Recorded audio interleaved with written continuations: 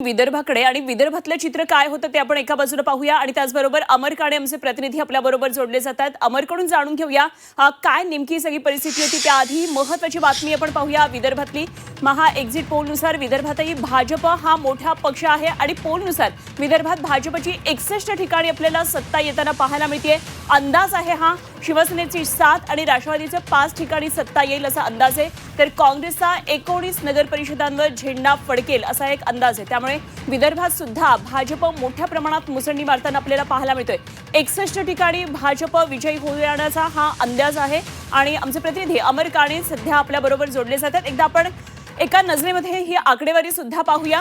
विदर्भामध्ये एकूण 100 जागा आहेत. भाजप 61, शिवसेनेकडे जात आहेत 7 जागा हा अंदाज आहे. राष्ट्रवादीकडे जातील 5 जागा, शिवसेना उद्धव बाळासाहेब ठाकरे पक्षाकडे 1, राष्ट्रवादी शरदचंद्र पवार पक्षाला एकही जागा मिळताना दिसत नाहीये. काँग्रेसकडे 19 आणि स्थानिक आघाडी इतरांकडे 3 आणि 4 अशा प्रकारचा हा महा एक्झिट पोल आहे विदर्भासंदर्भातला. शिवसेना केवळ 1 जागा युबीटीला मिळेल असा एक अंदाज आहे. भाजप सर्वात मोठा पक्ष पुन्हा एकदा विदर्भात 61 जागा मिळवेल असा हा अंदाज आहे.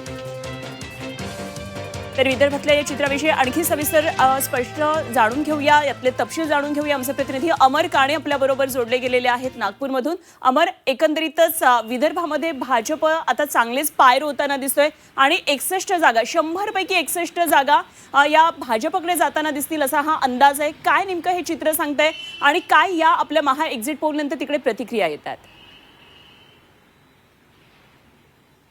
अनुपमा, सगळ्यात महत्वाची गोष्ट लक्षात घेतली पाहिजे. एकूण आज जेवढे निकाल लागणार आहे त्याच्या 1/3 जागा या केवळ विदर्भातल्या आहे. 100च्या जवळपासचे निकाल विदर्भात आहे आणि जे निकाल 100 आहे त्याच्यातले 27 म्हणजे एकूण निकालाच्या 10% निकाल हे नागपूर जिल्ह्यातील आहे.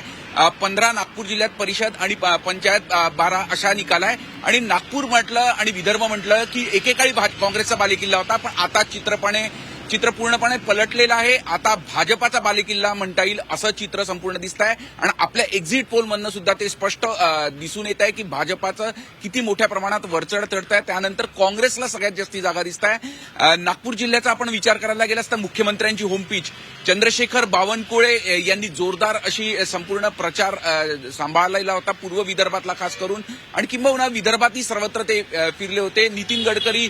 केंद्रीय मंत्री नितीन गडकरी यांचं सुद्धा आहे. त्यामुळे एकूणच भाजपाने जबरदस्त असा जोर लावला होता.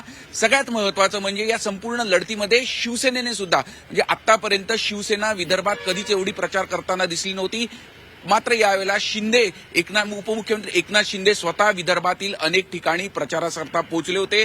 किंबहुना काही ठिकाणी भाजप विरुद्ध शिंदे सेना अशी लढत दिसली. त्यामुळे एकीकडे दुसऱ्या स्थानावर जरी काँग्रेस असली तरी कुठेतरी शिवसेनेने नक्कीच जोर जबरदस्त लावलेला आहे आणि त्याचा काही परिणाम सुद्धा या निकालांमध्ये नक्कीच दिसून येतो आणि तोच आपल्या एक्झिट पोलमध्ये सुद्धा दिसत होता. कारण की एवढी अपेक्षित यश शिवसेनेकरता अपेक्षित नव्हतं, पण ज्या पद्धतीने त्यांनी मेहनत घेतली त्याचं फळ त्यांना मिळेल.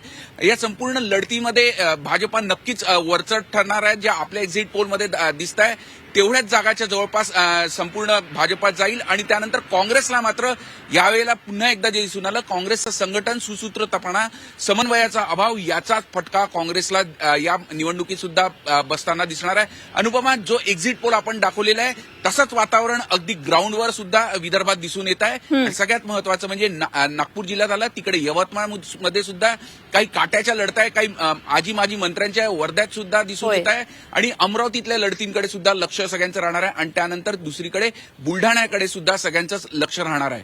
अगदी अमर, असे संपर्कात रहा.